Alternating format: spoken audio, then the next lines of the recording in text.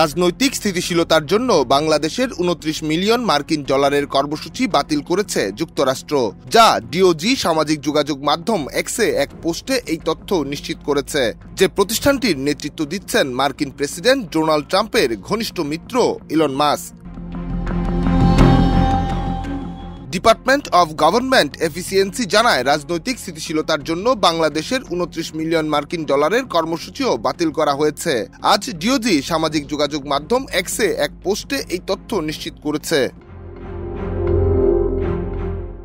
এছাড়া ভারতের জন্য নির্ধারিত ২১ মিলিয়ন মার্কিন ডলারের কর্মসূচিও বাতিল করেছে যুক্তরাষ্ট্র।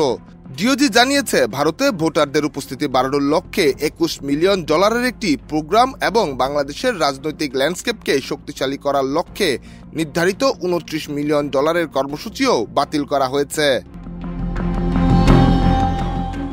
ভারতীয় এক সংবাদ মাধ্যমের প্রতিবেদনে বলা হয়েছে, ডোনাল্ড ট্রাম্পের নেতৃত্বে যুক্তরাষ্ট্রের নতুন প্রশাসন বাজেট কমিয়ে আনার জন্য নানা পদক্ষেপ নিচ্ছে।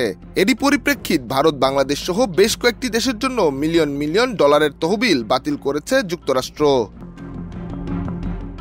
ডেস্ক রিপোর্ট, দেশ রূপান্তর।